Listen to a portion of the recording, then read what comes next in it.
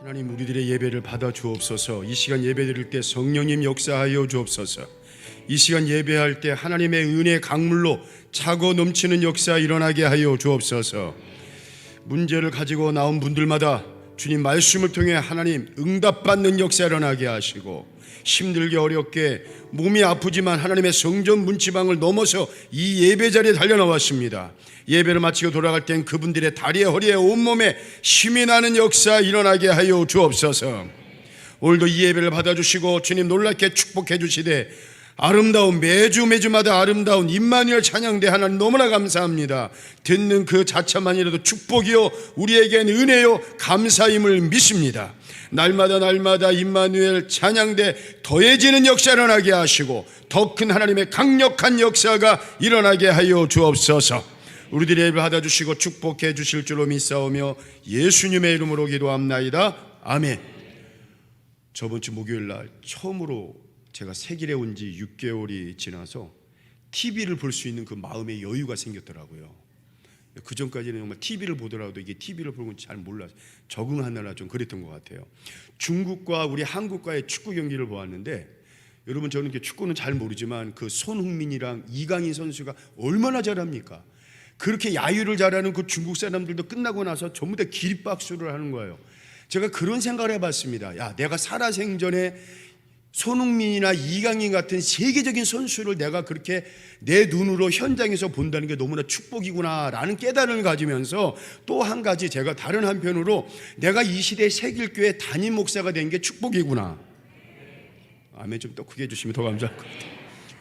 그리고 내가 이 시대 세길교회 담임 목사이면서 우리 원로 장로님 7분, 명예 장로님, 협력 장로님, 또 우리 시무 장로님, 또 사랑하는 세길교회 권사님, 집사님, 또 좋은 성도들과 함께 이렇게 신앙생활하는 게 축복이구나. 너무너무 감사한 거예요. 우리 한번 옆 분들에게 이렇게 인사하겠습니다.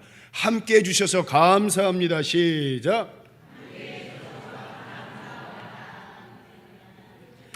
신약성경 누가복음 15장 말씀을 보면요, 우리가 너무나 잘 아는 잃은 아들을 되찾은 아버지에 관한 말씀이 나와요. 예전에는 여러분 돌아온 탕자에 관한 그런 말씀이 나옵니다.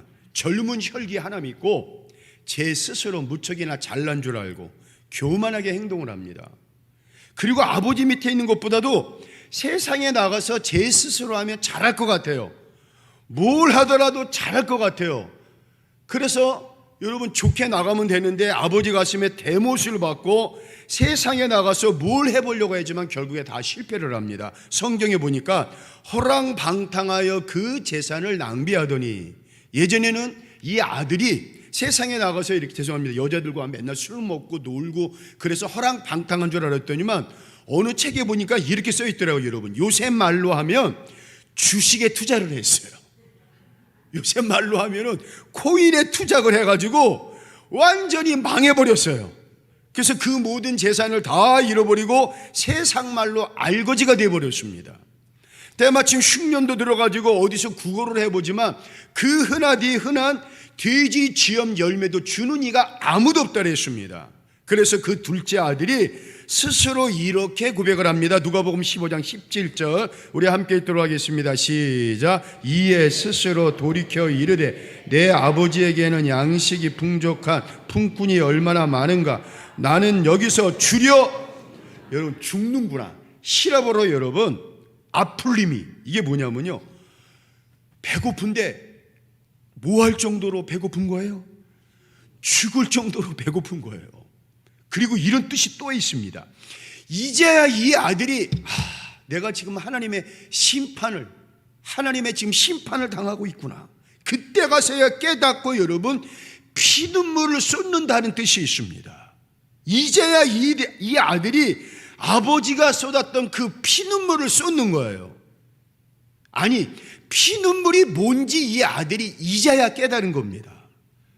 여러분 정말 이 아들 피눈물 쏟아야 되는 거 아닙니까? 그런데 그 아들이 다행히 어디를 갑니까? 아버지를 향해 갑니다. 그런데 여러분 아버지도 마찬가지예요.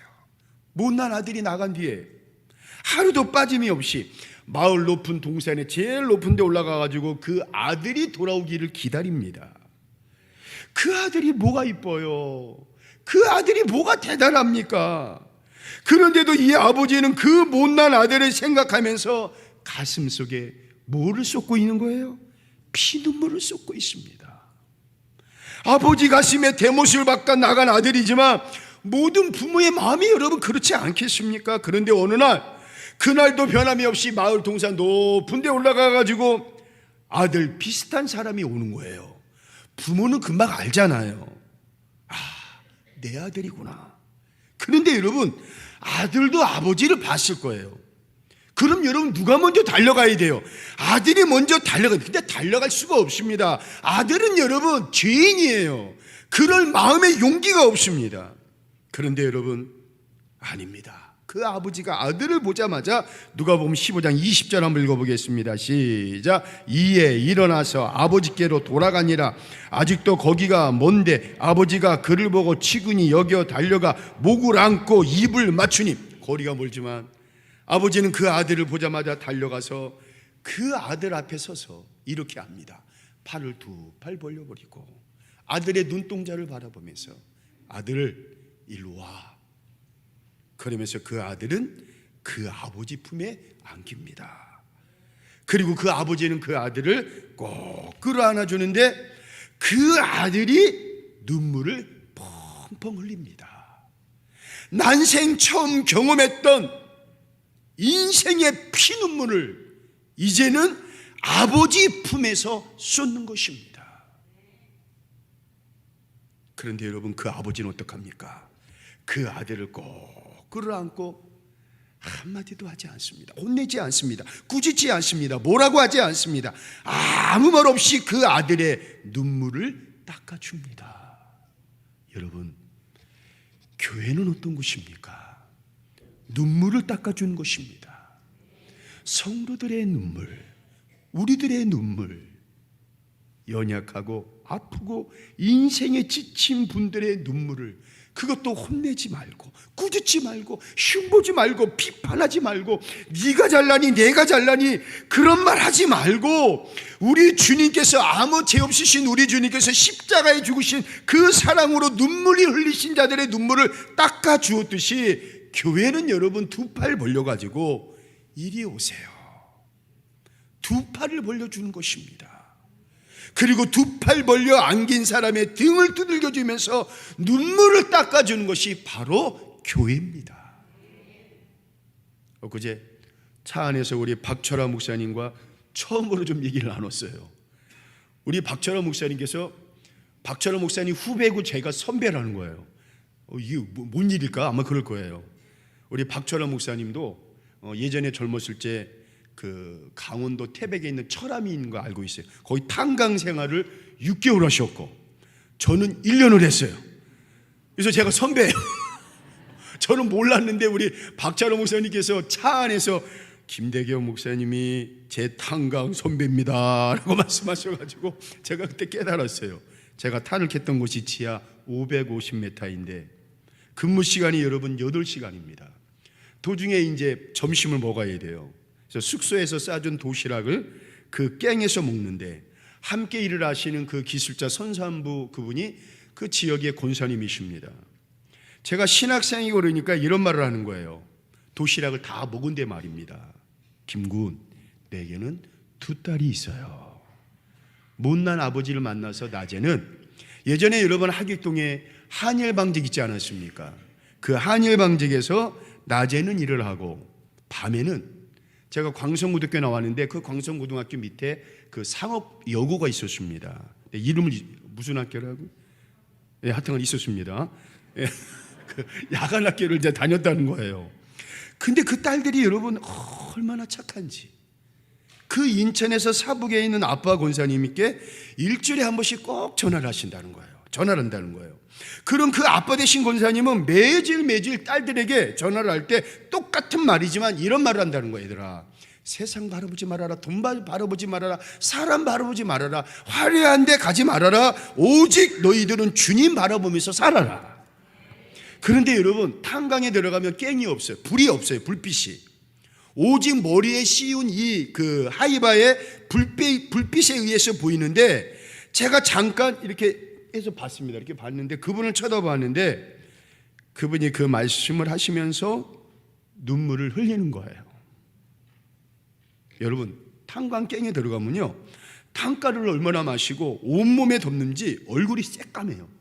그리고 나중에 끝나고서 목욕을 하든 샤워를 하더라도 이 탄이 얼마나 진한지 여러분, 이 눈썹 밑이 새까맣습니다. 여러분, 알 수 있잖아요.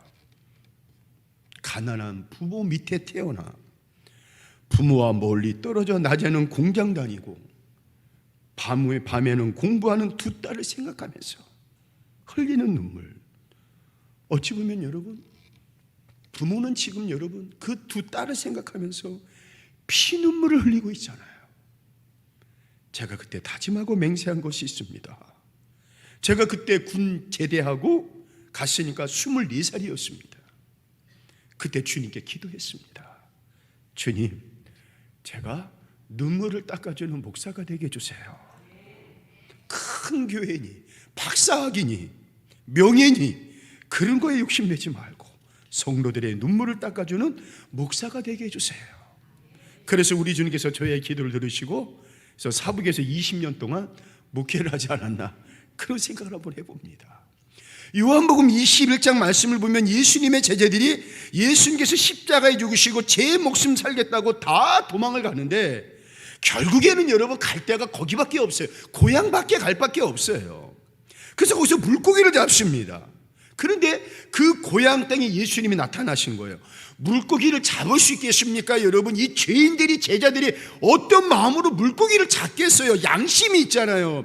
힘없이, 여러분 목적도 없이 그냥 여러분 손 가는 대로 금을 내렸지만 고기가 잡히지 않아요. 그런데 예수님이 나타나셔가지고 물고기를 잡게 하시고, 물고기를 잡고 배고픈 제자들을 위해서 아침 조반을 준비를 하시고 제자들에게 이 말씀하십니다.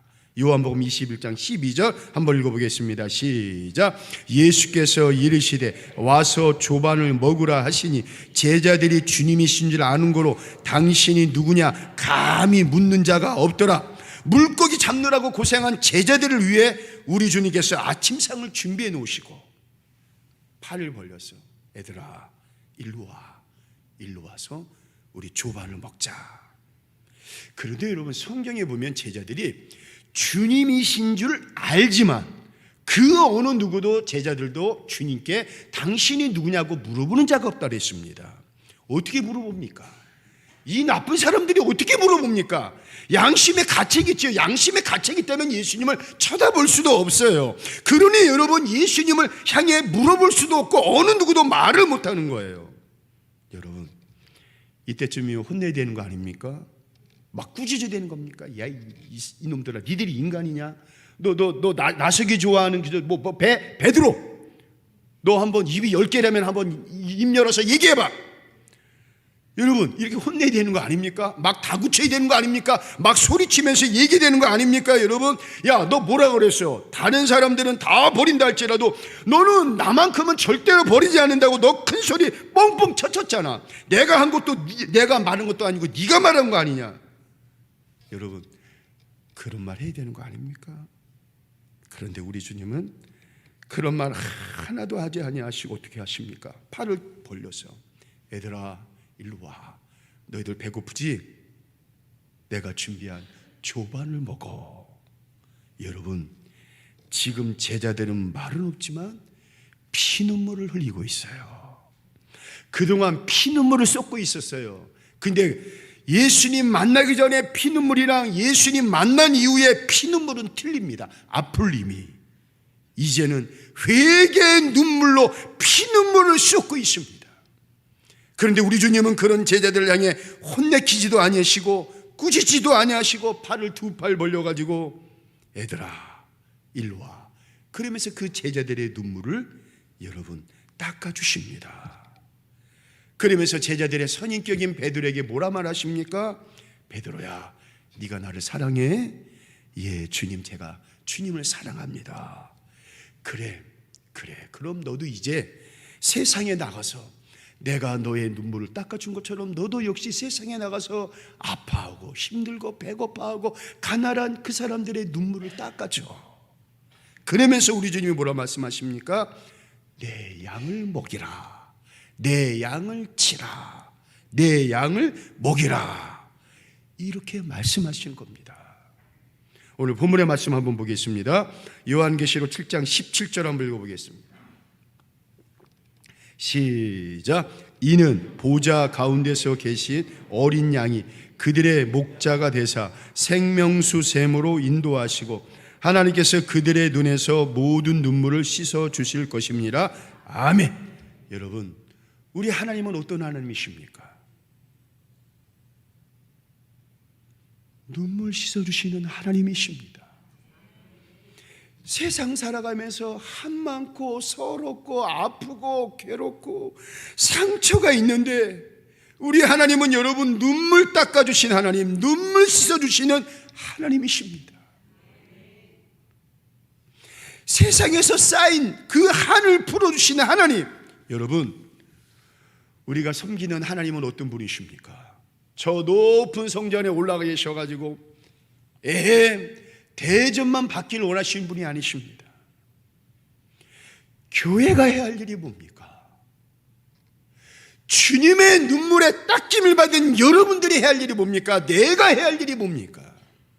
저는 목회하면서 이 말씀을 제 목회 큰 모토로 삼고 있습니다. 사도행전 말씀을 보면 사도 바울이 에베소에서 3년간 개척을 하면서 바울이 이런 말을 합니다. 사도행전 20장 31절 한번 읽어보겠습니다. 시작. 그러므로 여러분이 일깨어 내가 3년이나 밤낮 쉬지 않고 눈물로 각 사람을 훈계하던 것을 기억하라. 사도 바울이 여러분 3년간 여러분 에베소 교회에서 목회하면서 대접만 받은 게 아니라는 겁니다. 사도 바울이 에베소 교회에서 3년간 목회하면서 여러분 그러지 않았다는 거예요. 권위만 세웠다는 것이 아닙니다. 한 사람 한 사람, 성도들 한 사람 한 사람을 여러분 밤낮으로 위로하고 교회 안에서 자매님 낙심하지 마세요. 형제님 절망하지 마세요. 형제님 용기를 가지세요. 권사님 주님이 손잡아 주실 것입니다. 집사님 내가 집사님을 위해서 눈물로 기도할게요. 다시 말해 한 사람 한 사람을 눈물로 위로했다는 거예요. 사랑하는 성도 여러분, 우리 새길교회가 많이 모이고 적게 모이고 그게 중요한 것이 아니라 이게 필요하잖아요. 사도 바울이 한 사람 한 사람을 주님의 사랑으로 사랑하면서 저들의 눈물을 씻어줬던 것처럼 우리 새길교회가 이런 교회가 되어야 합니다. 왜? 하나님께서 20년간의 사북의 목회를 뒤로하고 왜 새길교회를 이렇게 보내주셨을까? 그것도 갑작스럽게. 새길교회에서 앞으로 이런 목회하고 싶어요. 성도들의 눈물을 닦아주는 목사, 성도들의 눈물을 닦아주는 목회를 하고 싶어요. 여러분들도 이런 섬김이 있어야 됩니다. 여러분들의 섬김, 봉사, 헌신, 충성, 여러분들이 어느 곳에 가든, 주방에 가든, 우리 사랑하는 구역장님들 매주 추운 날씨에 그 자리에 있지 않습니까? 오늘 방송에서 또 수고하시는 또 1부, 2부 그분 계시고 우리 찬양대 계시고 주방에서 여러분 그 식사 준비하시고 보이지 않는 곳에서 여러분 수고하시는 분들이 여러분 얼마나 많습니까? 그런 섬김의 자리에서 여러분들의 헌신을 통해서 형제님 사랑합니다. 형제님 힘내세요. 자매님 절망하지 마세요. 그런 역사가 나타나는 거예요. 그러면서 서로 손잡아주고 등 두들겨주고 믿음을 세워주고 그러면서 서로 눈물을 씻어주는 섬김의 사역이 되는 것입니다. 저번 주 어느 노따님의 헌금을 받으면서 기도를 해드리고 그분이 가시고 이제 재정 부자님께 드리기 전에 이제 헌금을 이렇게 들고 있었는데 그 헌금은 그냥 헌금이 아니라 그분의 눈물이었습니다. 눈물. 다시 기도하는데 김 목사야, 그 헌금은 그 노딸의 눈물이야. 감동을 주시는 거예요. 그래서 잠시나마 그 헌금을 가지고 기도를 하는데 얼마나 눈물이 나올지 몰라요. 여러분, 그렇습니다. 우리 새길교회가 많이 모이고 적게 모이고 우리 주님 모시기에는 별로 중요하지 않아요. 그래도 여러분, 날마다 부흥해서 성도들로 차고 넘치면 더 좋을 줄로 믿습니다. 그러나 그보다 더 중요한 것이 있습니다. 우리 새길교회가 눈물을 씻어주는 교회입니다. 세상에서 지치고 힘들고 아프고 낙심한 자들의 눈물을 씻어주는 곳입니다. 교회당으로 오는 곳입니다. 교회당 안에서 예배를 드리면서 말씀을 통해 사랑하는 성도들의 합심된 기도를 통해 사랑하는 성도들의 찬양을 통해 우리 주님께서 성도들의 눈물을 씻으신 은혜를 바로 이 예배당 안에서 말씀과 찬양, 기도를 통해서 우리 하나님의 우리의 눈물을 씻어주신 것을 경험을 해야 됩니다. 근데 보세요 여러분, 바로 그럴 때 이런 역사가 일어납니다.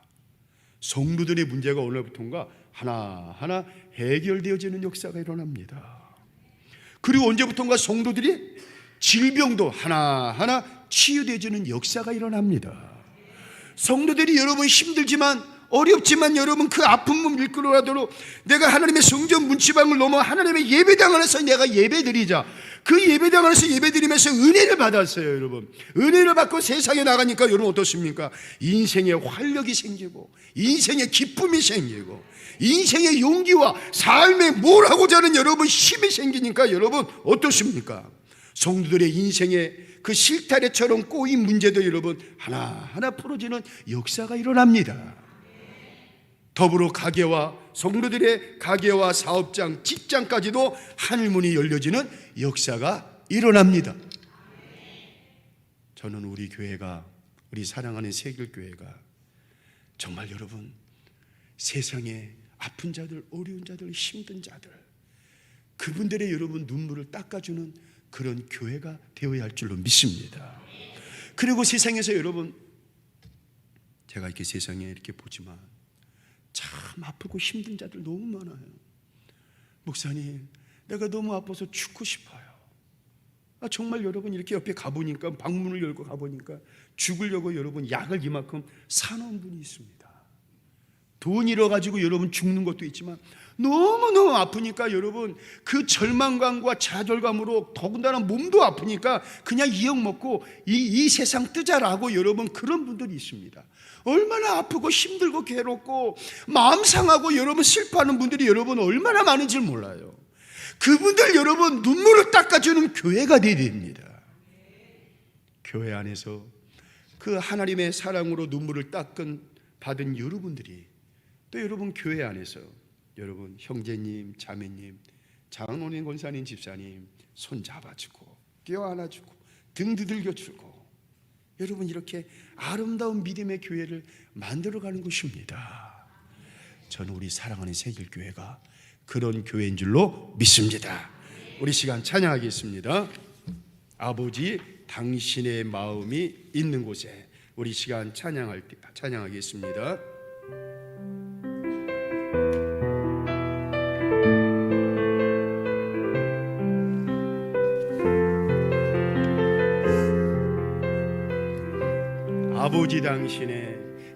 아버지 당신의 마음이 있는 곳에 나의 마음이 있기를 원해요. 아버지 당신의 눈물이 고인 곳에 나의 눈물이 고이길 원해요. 아버지 당신이 바라보는 영혼에게 나의 두 눈이 향하길 원해요. 아버지 당신이 울고 있는 어두운 땅에 나의 두 발이 향하길 원해요. 나의 마음이 아버지의 뜻 아버지의 뜻이 될 수 있기를 나의 온 몸이 아버지의 마음 알아 내 모든 삶 당신의 삶 되기를 우리 가슴에 손놓고 다시 한번 아버지 당신의 마음이 있는 곳에 나의 마음이 있기를 원해요. 아버지 당신의 눈물이 고인 곳에 나의 눈물이 고이길 원해요. 아버지 당신이 바라보는 영혼에게 나의 두 눈이 향하길 원해요. 아버지 당신이 울고 있는 어두운 땅에 나의 두 발이 향하길 원해요. 나의 마음이 아버지의 마음 알아 내 모든 뜻 아버지의 뜻이 될 수 있기를 나의 온 몸이 아버지의 마음 알아 내 모든 삶 당신의 삶 되기를. 아멘. 저는 믿습니다. 혹시 아픈 분이 있습니까? 마음에 상처가 있는 분들이 있습니까? 아직까지 문제가 해결되지 못하고 고민하는 분들이 있습니까? 이 시간 가슴에 손얹고 아픈 부위에 손얹고 이 시간 기도할 때 주님은 치료해 주십니다. 반드시 치료해 주시더라고요. 우리 한번 이 시간 짧게 기도하겠습니다. 하나님, 우리 교회가 이 세상에서 아프고 상처받고 힘든 분들의 눈물을 씻어주는 교회가 되게 하여 주시옵소서.